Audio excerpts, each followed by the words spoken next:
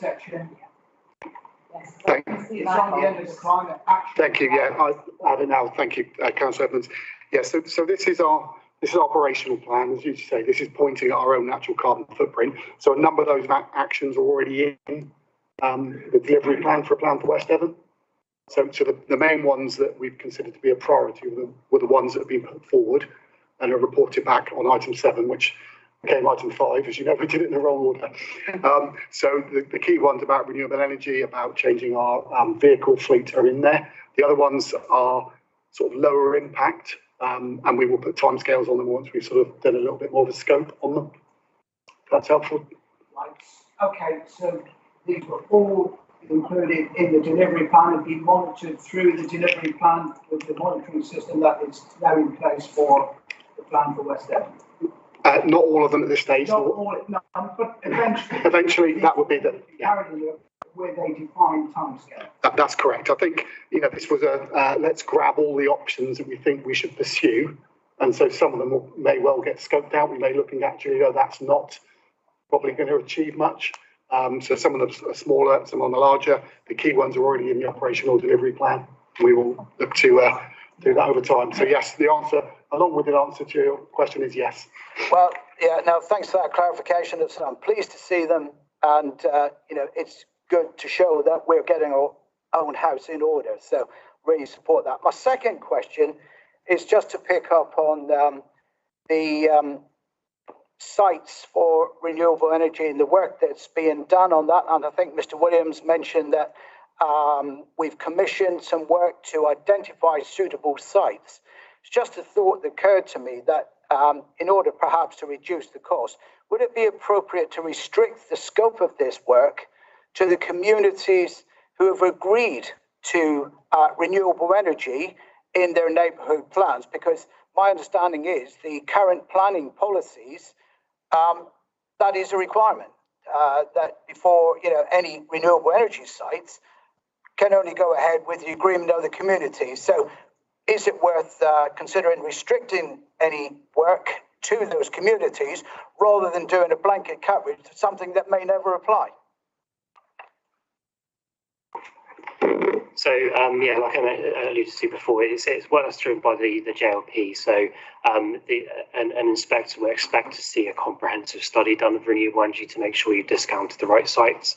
So we'll need to include everything, but we can include emphasis on neighbour planning sites if there's things that have been identified through that as part of the commission work. Yeah, we've covered this before. Thank you for your response, but my recollection is that the NPPF simply says that planning authorities should consider. It's not a must, so I can't see why any inspector would insist on such a borough-wide exercise when there doesn't seem to. It's not mandatory. It simply should, and to me, it's only applicable to those communities who expressed an interest in having this kind of technology within their neighbourhood plan area. Can I just stop it there and bring in Councillor Mott, please? Thank you, Chair. This is probably a good time to remind members of the JLP AGM where you were able to bring questions like this forward to the JLP board.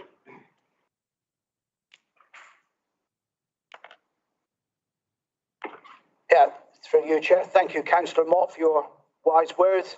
That's a good point. Yeah, and I think, for example, if you can't be there, Councillor Edmonds, I'm sure that somebody can submit that question for you, or you could submit it in writing. Thank you. Is that correct, Councillor Mott? Thank you. Right. Next, I have Councillor Coulson, please. Thank you, Chair. It was regarding the mileage. Talked a lot about business mileage, reducing business mileage operationally as an organisation, but far more broadly, we're effectively a small fry in the scheme of things. To deal with the issue of business travel or commuting in general, well, we talk an awful lot about dealing with the symptoms. As part of the plan, or as the ONS committee, is there any way we could perhaps recommend that we set within planning frameworks, and this may stray into JLP again, a higher threshold for provision of employment within any new development, because if we continue to build without employment, we will increase the amount of commuting required, increase the amount of miles, and our small contributions as an organisation will be therefore completely pointless. So the much bigger issue of commuting patterns of our population, we do have some say in that regarding with the development committee. So is there some way that could be written into the plan? I think that I'm looking at Councillor Mott and she's hiding. But I think that again goes back to you, doesn't it, Councillor Mott, with the JLP, and submit the question in writing if you can't attend the AGM, Councillor Paulson. But yeah, it's a good point to make, and it's points that we should be making within the JLP. Councillor Wood, you were next, please. Thank you, Chair. I wanted to ask about the how the progress was going with electric vehicle charging, because in Tavistock and Oakhampton, I've just had a look on my Zap map, and they are woefully lacking, both towns, in electric vehicle charging. And I wondered what the sort of progress was on that, if anyone's got an answer. Mr. Williams, please. Thank you, Chair. So in terms of the EV scheme, obviously we're partnered with Devon County Council through the Letty projects. That's where some of the charges are coming from. I spoke to the car park specialist yesterday, and all 5 sites that we've identified that will be delivered. So at the moment, work on the leases are being completed. They're waiting on Western Power Distribution to carry out the grid connection work at Bedford, which is the first site. So once that's done and the lease is completed on, then the lease and arrangements on the other sides will probably be a bit quicker because all that legal work's been done already. Great, thank you very much. Really appreciate it. I think when I arrived today, I think there are 2 chargers here. Oh, yes, and there were 2 people parked in them already. Not that I needed it, but you know, just thinking that lots more. If we want people to come here to our towns, then getting those chargers in place is a great thing for us to do. Thank you.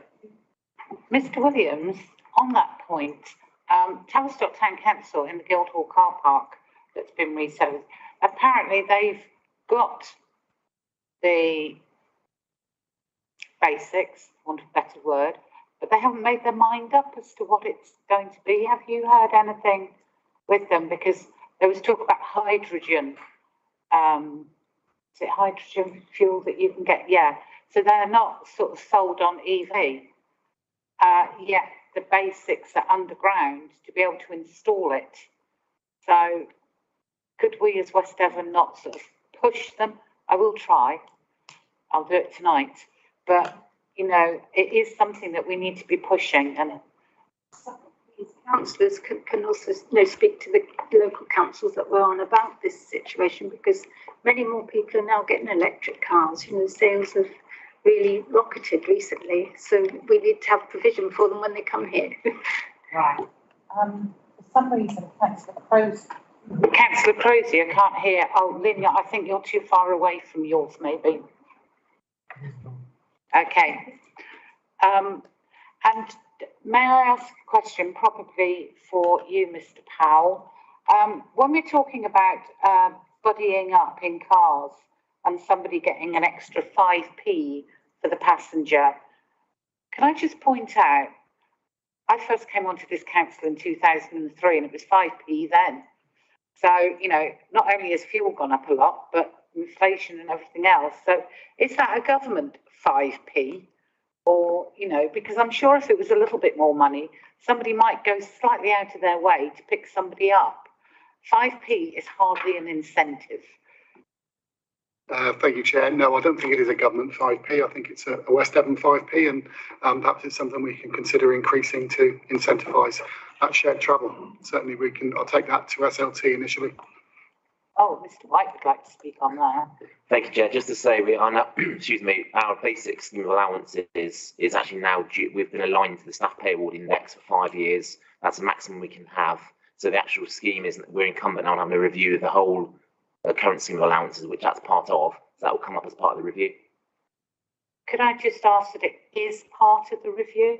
Because I mean, I know that some of you officers live quite near to each other, and just to incentivise you to sort of go maybe a mile or two out of your way to pick somebody up that could stop the 40 odd miles, you know, would make sense. And I think if somebody thought there was something like 20p to pick up a passenger, they'd soon do it, as opposed to 5p, where you think, what the heck? If I confuse you, sorry, Chair, I mean, I'm referring to the members in terms of car share. I mean, to the point, officers is a separate issue, but the members' allowance, we can certainly bring that as part of the review. Yeah. Anybody, any more questions? If I left anybody out? No? Okay, could we move to item 8? Oh, sorry, we've got to do the recommendation for item 6, which is to note the report. We can debate if you would like. I think most people have done it as they've been going along, Councillor Kimber. Have you got more to say? Oh my, here we go. Sorry. I see on page 13, the community forum have continued to meet following the last update. So it's great to see engagement with the community forum, but I've got concerns about the level of councillor input. And I think today shows the level of interest in this subject. And you mentioned only 3 councillors attended the previous meeting. So could we add a recommendation that the advisory group to prioritise a review of the action plan in detail and points arising from the discussion today?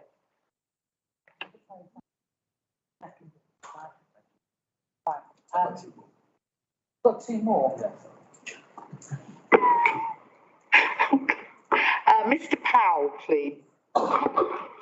Just perhaps a suggestion, Chair. If the advisory group are going to revise the action plan, that perhaps we do it by theme. It's a huge document. Perhaps if we take it by energy, capability and engagement, rather than the whole thing, because it's otherwise the advisory group meeting would be 3 to 4 hours long, I think. So perhaps if members are happy with that approach. Thank you. I think it might be a better approach because 3 to 4 hours could preclude a lot of members from attending. So actually, if it's in bite-sized chunks, I think that would be easier. Councillor Kimber. Sorry, page 21, it says West Devon Borough Council engages with members of the public and farmers to look at alternatives using herbicides and pesticides. There's been no progress on this, but we need to bear in mind the well-being of farmers and in particular young farmers. It's been highlighted to me recently as I've been speaking to several young farmers. They are very acutely aware of the negative messaging towards farmers and farming practices. So we need to be careful to support them when we talk to them if we want positive engagement. Just if you want some insight into the farming world, I can recommend some good podcasts where young farmers talk about mental health and also highlight the Yellow Wellies charity, which looks at farmers' mental health and well-being.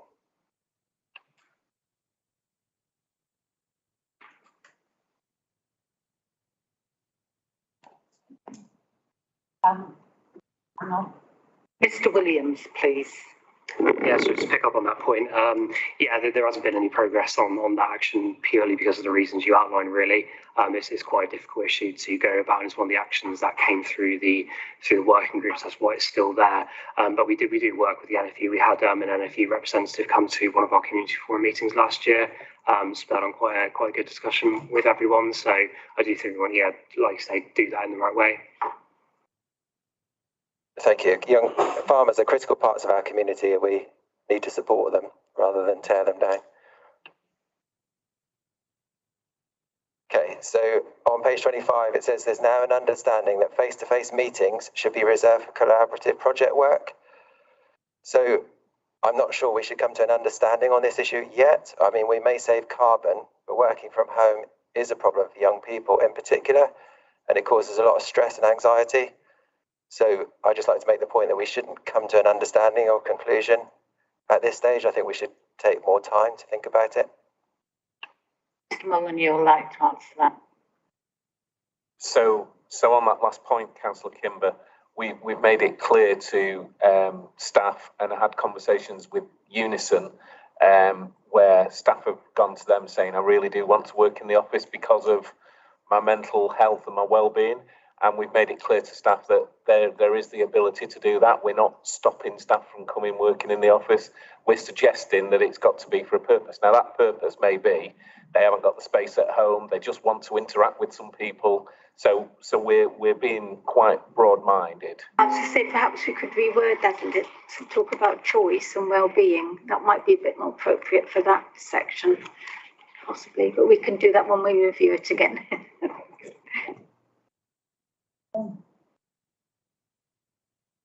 Councillor Southcott, please. Thank you, Chair. I may be a bit late doing this, but when we're talking about the climate change and biodiversity earlier on, the land at the 8.2 hectares, I see that as a big waste of farming land, agricultural land, to put it into what I would class as scrub on a BPS form, which gets no support whatsoever. I've had a look around the estate at all the assets we have, land assets today. And I think there's other areas that could be used very much more for that sort of thing, rather than what would be agricultural land.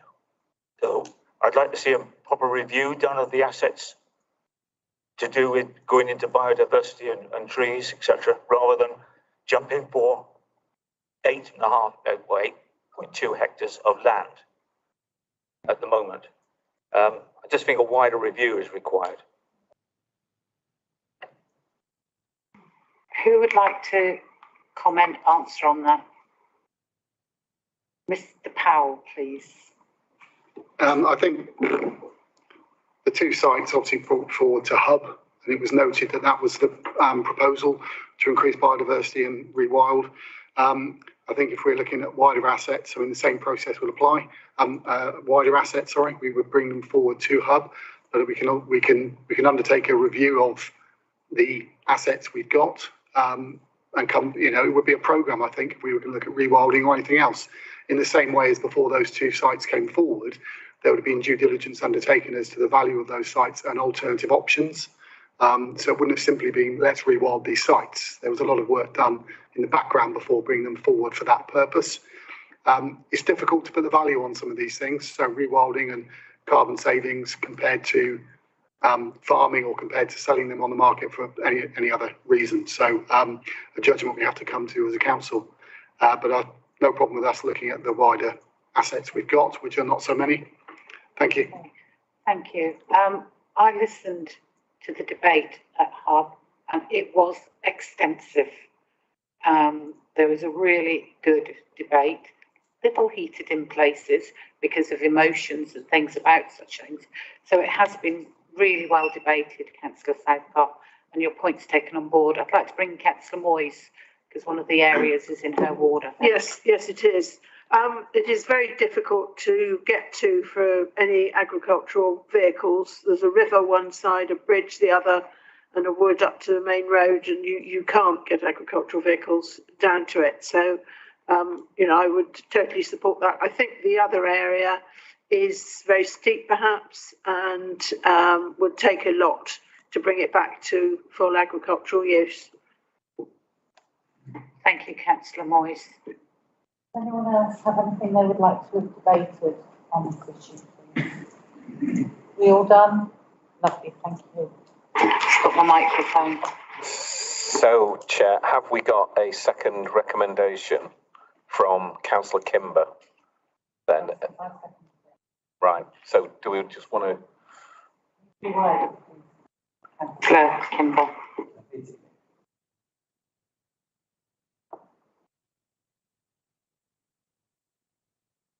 I just said the advisory group to prioritise a review of the action plan in detail and points arising from the discussion today. Can I just add to that Mr. Powell's point about by theme? Yes. Yeah. Happy with that? Thematic. Everybody happy with that recommendation as full as noted in the report? Okay, thank you very much indeed. That is therefore carried. Thank you, Chair. Thank you. Right, we move on to item 8. Councillor Leach, please. Good afternoon. I'm hoping this will work. That's sitting too quiet too long. Right, this update report says that the progress the Council has made in achieving the key actions set out in the 2021-22 thematic delivery plan, and I'm pleased that significant progress has already been made across this theme area. As we emerge from COVID-19 pandemic, our focus is on helping our communities recover and overcome challenges that many face in relation to mental health and rural poverty, and to provide opportunities to maintain good health through use of the leisure centres and outdoor environments.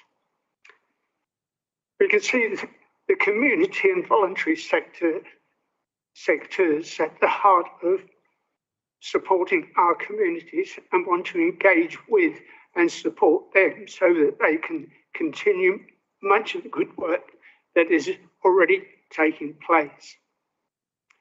We're also working in partnership with colleagues at Devon County Council to better understand the challenges within our communities and to bring together a plan to improve health and well-being. This is the first performance report aligned to a plan for West Devon with some of the key achievements which will be shown in the report. Like the previous report from my colleague, it's based on a traffic light system, more or less. So as you go through, you'll see it's green is for we're well on track, and basically the same as other reports in the same sector. But what I'd like to do, if we're okay, I'd like to hand over to Mr. Luscombe to go through the report. He'll go through it in stages. At each stage, we'll stop and we'll take questions and then move on, if that's okay. That's fine. Thank you, Councillor Leach. Mr. Luscombe, please. Through you, Chair. I mean, this is a new format of reporting that we're doing, and I note the last report, then members were able to read the report and then ask questions on any of that.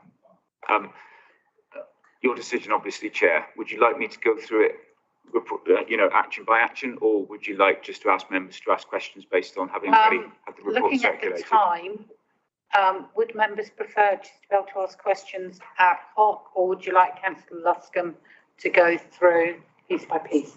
And just to point out, I'm not a councillor. Sorry, Mr. Luscombe. You've said that twice now. I'm a bit worried. I'm really sorry, Mr. Luscombe. Maybe I should be. I don't know. Oh, I don't know. Right. Worried? What would members prefer to do? Ad hoc? Okay, right. This will be interesting. Who has the question, please? Councillor Kimber. Page 49, which I hope relates to this item, so talks about examples of disabled facilities grants. Somebody saying the stairlift has given me a new lease of life, and they are wonderful facilities. And I know a family where a curved stairlift was installed and it allowed the family to stay in their own home, which is wonderful. But the service contract after the initial 12 months is £275 for 1 year. I did make inquiries, but there's no funding available. But I just wonder if there's any thought being given to that, because £275 is a fair amount of money. Can we ask Mr. Sexton? I can ask Mr. Sexton, if I may, who's on the video screen. Mr. Sexton, are you able to help us, please? It's been considered at the moment. We are looking at stairlifts and the procurement of stairlifts. We do make it very clear at the beginning of the process that it is, as it is for the installation. We paid a capital cost for that, but for the ongoing costs, we do make it clear that the servicing would fall to them. We do in exceptional circumstances, if something breaks after a few years that we will consider to help out. But as I said, at the moment, it's on the pipeline to review stairlift procurement because the framework's come to the end, and that was something. So if the budget allows, that's something we'll certainly consider.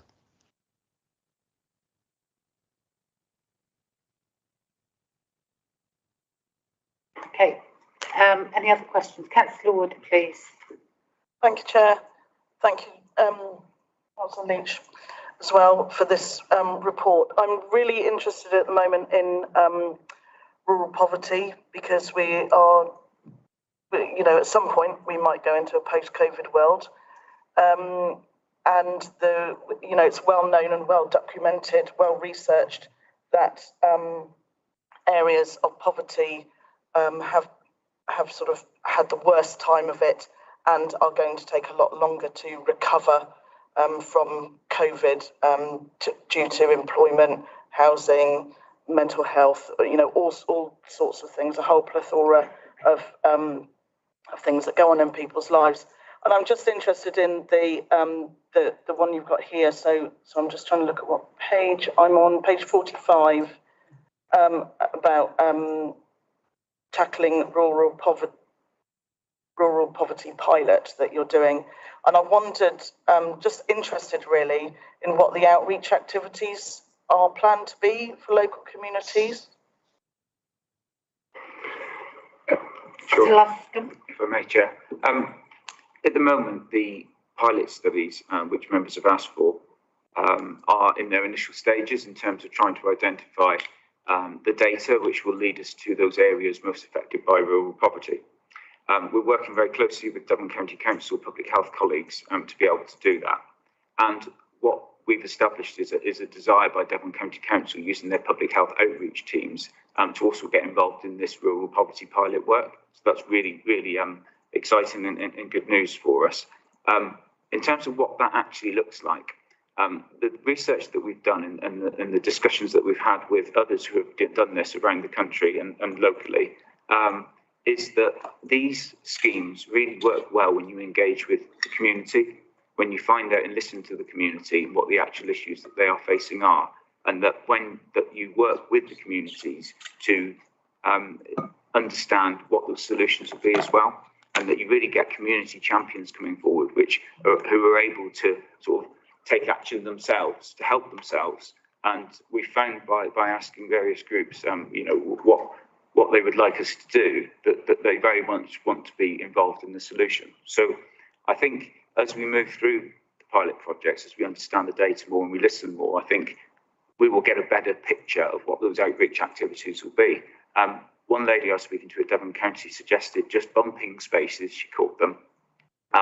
And these bumping spaces were just the local authority just putting some time into having some representative members, officers go into a community to where they frequently meet up and just have those casual conversations and have those discussions about what matters to that community, and really say that we're there to support them wherever they need that support. I think we could do some outreach which is for addressing a particular specific issue. We could go there, we could do a session of money advice, for example, one weekend or one evening or a few weeks in a row.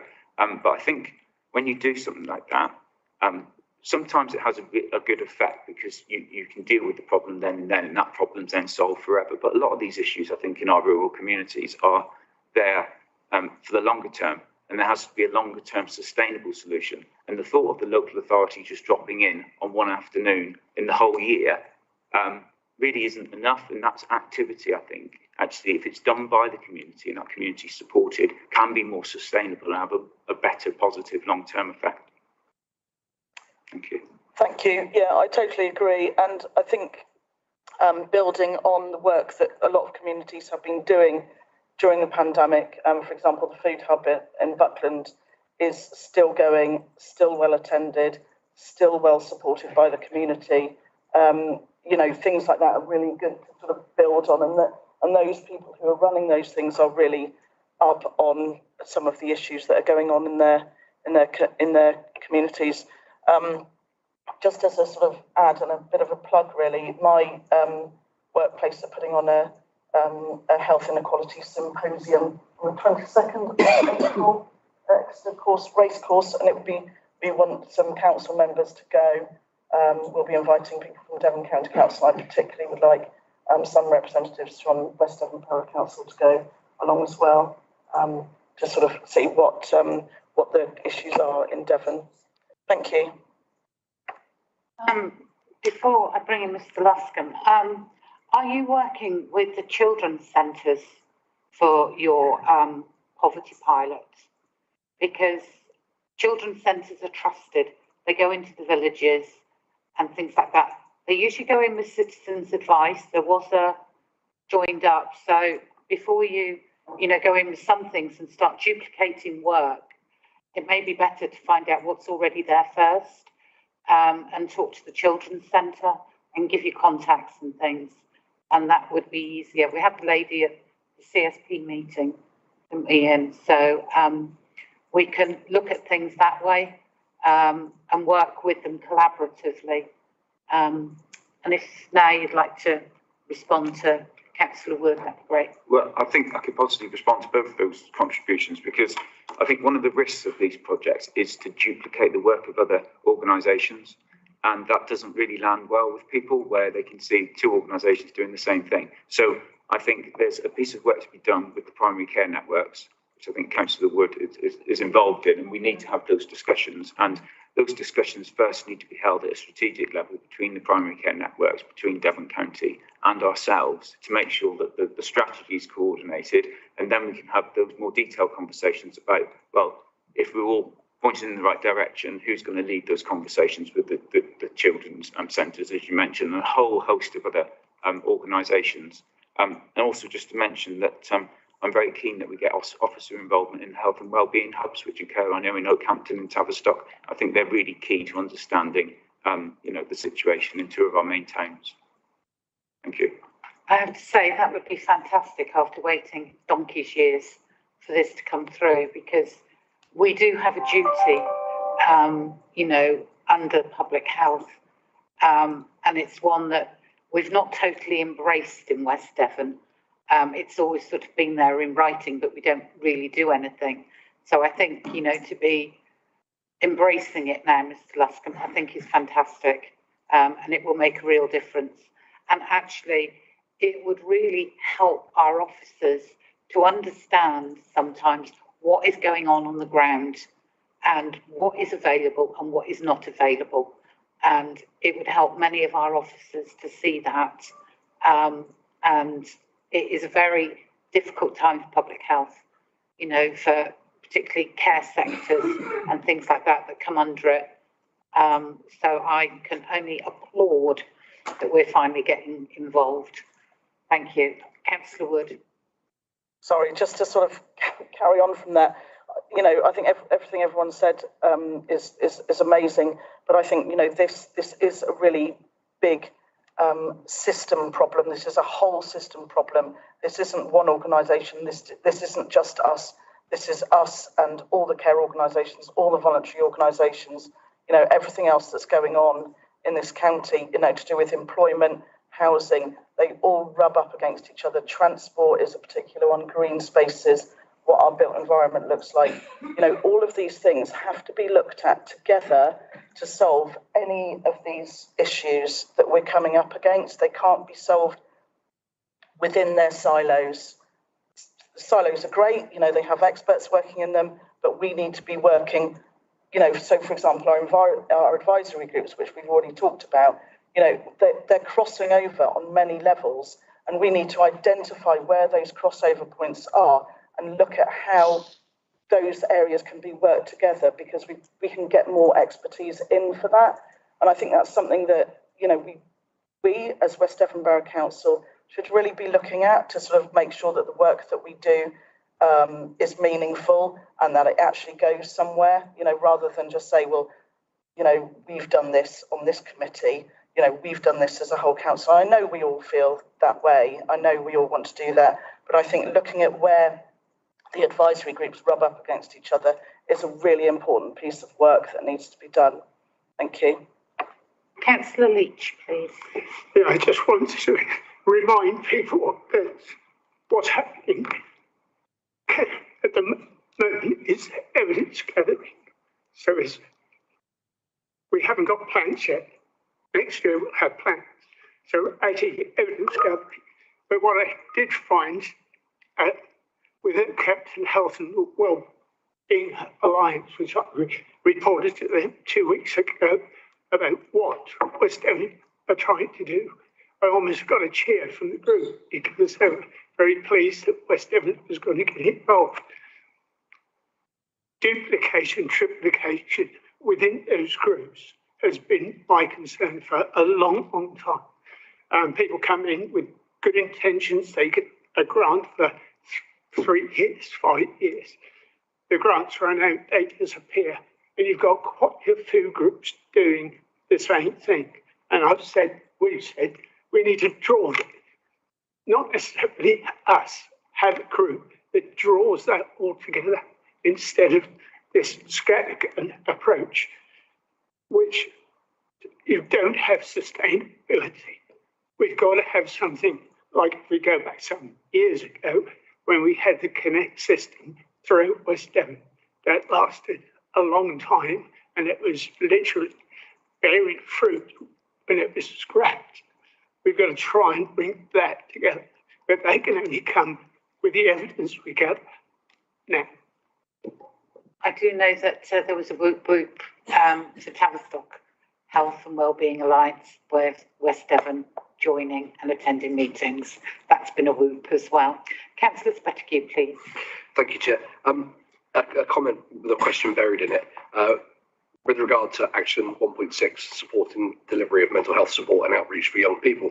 I'm really pleased to see the feedback from last summer from the additional funds released for outreach youth work. So my question to Councillor Leach and Mr. Luscombe, is there a sense of momentum coming out of COVID and everyone being tucked away and then having that extra funding and doing that extra work? Is there a sense of momentum within the organisations, and what do you think using that momentum we can do moving forwards?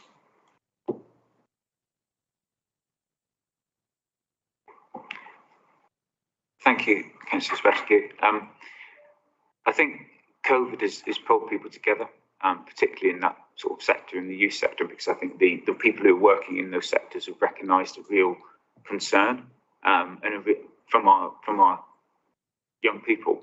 I think really, the support that we can give, we need to continue to give that support. It's really difficult because you look at the forms that come back about what the impact of that money that we released into that organisation was. It's really difficult to say, well, are those the outcomes that we wanted? Are they great outcomes? Are they good outcomes? Are they okay outcomes? It's really difficult to evaluate that. And I think my feeling with this is we've got to take a bit of a leap of faith, because it's only in 2, 3, 4, 5, 6 years' time, when these young people become young adults and become, parents, that we really know the impact of the opportunities that we gave them at this young age.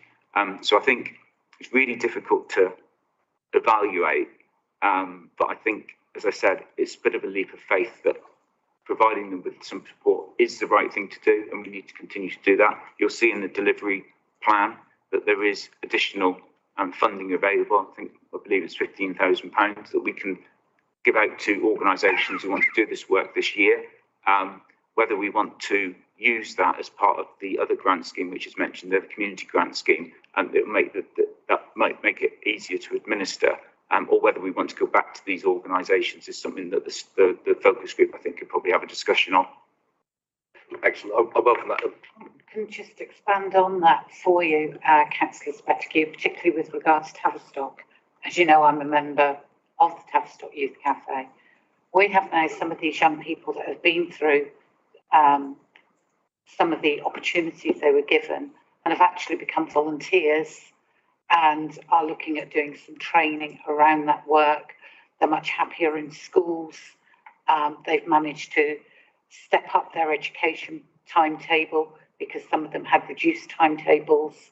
And we're looking at continuing projects with young people in that sense and expanding on it. I think I've said to you privately, but we'll say here, that the Tavistock Youth Cafe has the funding from the Abbey surgery, we have been given a significant amount of money to carry on the mental health work. We've also had a meeting recently, and there was a huge debate as to whether we're almost becoming like youth counsellors, but youth mental health workers, which we're not. You know, we provide these services, we guide, we look out for the young people, but actually we're not giving mental health work. They get mentoring one-to-one for those that need it.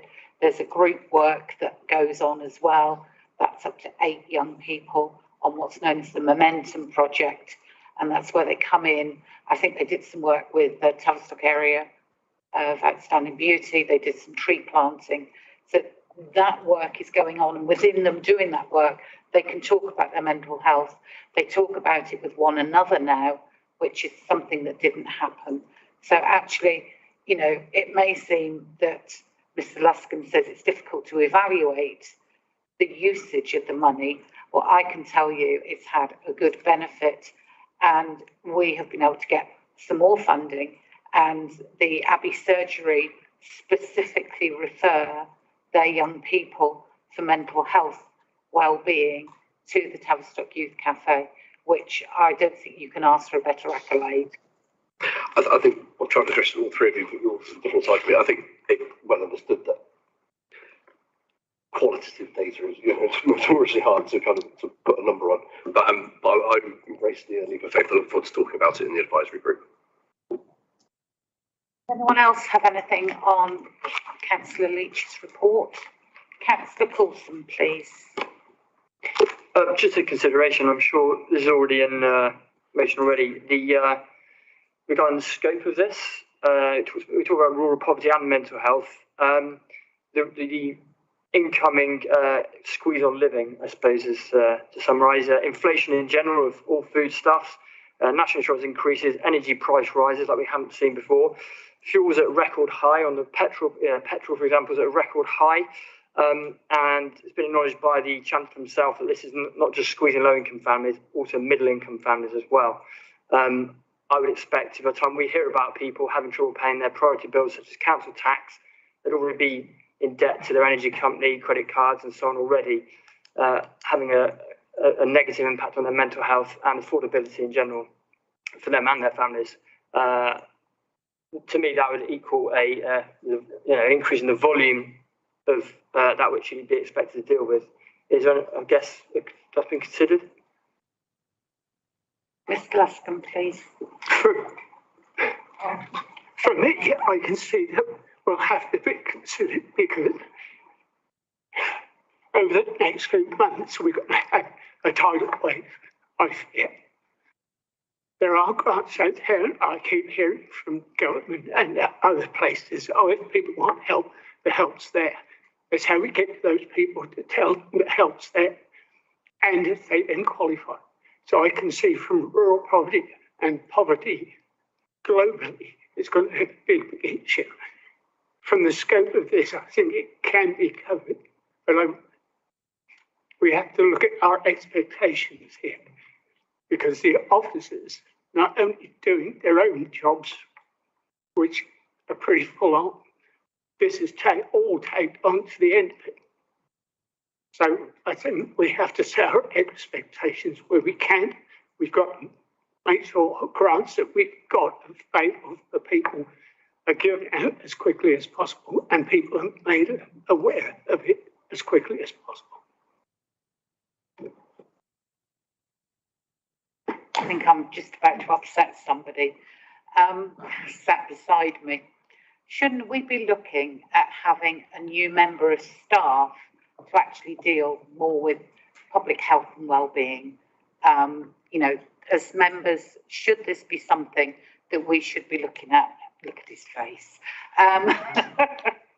But I mean, I feel really strongly on this subject, as people know, and I know Mr. Luscombe's got so much on his plate and he's had to increase it. And I've known him for many, many years and watched his plate get ever bigger. You know, should this be something for the leader of the council, see him typing there. Should we be considering that maybe we need a new officer to deal with health and well-being? Right, which one of you is going to go first? Mr. Molyneux. Thank you, Chair. Very good question, if I might say, or good statement. The fact is, with the new strategy, a plan for West Devon, what we are doing is looking to align our resources that way. So you'll have seen us increase our economy team in terms of focusing on the economy. We've increased our climate change. We've taken Adam on into a new role as climate change and biodiversity. So we are looking through reviewing our existing. So we're carrying out a number of different service reviews across the organisation to try and be more efficient, deliver better service so that we can free up resource and repurpose it in the directions that we need to try and make sure that we've got the resources to deliver the strategy, because everything that we do should be aligned to that plan for West Devon. So we are getting there, but it's not something we can just do overnight. We do have the budget constraints that we have, but we are constantly looking at how we can deliver and what resources we can put in to delivering those the strategy. I don't know if you want to add anything to that, Councillor Jory. Thank you, Mr. Molyneux. Yeah, I would just reaffirm that. I know that a huge amount of work has gone in over recent months into reprioritising where we put resources. We're going to talk about the budget later, and we'll mention that £122,000 has been earmarked as spending to deliver the plan for West Devon, but that is just one aspect of it. Many other resources have been realigned and reprioritised in order to deliver the tasks and the actions that we set out in the plan. So I'm really confident that we'll find a way of doing that and providing more resource as and where needed, and that goes for other areas of the council as well. Thank you, Councillor Jury. It's now, Mr. Luscombe. Can I just come back to Councillor Colson's point, if I may? So one of the other things that we're doing is linking in with local energy community groups. There are several in the Tavistock area, and what we're trying to do is get an understanding from them as to where the particular issues are with regards to energy bills, and try to signpost people who they come across to some of the help which is available for the various government grants which are available. You'll also see on the report, there's a link there to a support directory. We've got a lady who's working, Rachel Underwood, is working as a vulnerability officer at the moment in Isabel Blake's team. There's a link there to the West Devon where we've put together a support directory. And whereas some of those things aren't directed specifically at energy, they are directed at people who've come in, under difficult financial circumstances. And it enables us to be able to point them to this website to signpost them to the various agencies that might be able to give them some assistance. So I realise, what you've mentioned is a huge challenge for us and will, come out in different ways in terms of public health. But hopefully those measures I've mentioned are some things we can do to support them. Wood. Thank you, Chair, and thank you, Councillor Jory, and everyone else for what you said about the health and wellbeing. I think it's just really important to flag up that our ultimate aim, I think, as West Devon Borough Council and as members, is the well-being of the people in our, in our borough is paramount, and that has to be held kind of above everything else, really, doesn't it? We want people to be able to live good lives in the borough that we administrate. And maybe Councillor Hewings, sorry, I forgot your surname, saying about somebody to bring all that together, because as I was saying earlier about housing is about well-being, transport is about well-being, the natural environment is about well-being, the built environment is about well-being, everything is about well-being. So somebody to kind of maybe bring all of that together would be a great thing for us to sort of promote and to get behind, wouldn't it? I think. Thank you. Councillor Leach, did your hand go up? And did yours, Mr. Molyneux? Thank you. I'm going to volunteer my boss, the Chief Executive, Andy Bates here, because I think all of this comes together a corporate strategy, be it, and it all works both ways. So you take the economy. Without a strong economy, then people won't have jobs, which will have a negative effect on their well-being. So it all interlinks, and one of the main purposes is to bring all that together, the strategy to bring all that together, and it absolutely interlinks, and it is the whole purpose of the organisation. It's what we as officers should be working to do through everything that we do, be that answer the phones more quickly. Why are we doing that? So that people can get the service they want. Why are we looking to improve, bring in new IT systems to improve our efficiency, so that we deliver things better, so people don't have to ring us up, so that the people who can't do things online can then get to it. Everything links and interlinks, and that's the whole purpose of the plan. You're nodding sagely there, Councillor Jury. Did you want to add anything? No, other than I agree with everything that has been said, and I have often said we may all have our little differences as councillors, but I think for any councillor anywhere, the one thing that we all have in common is that we all want to do something to make the lives of the people who live in our communities that little bit better, and that's the glue that holds us together. So I agree entirely. I think that's a very appropriate note to end this item.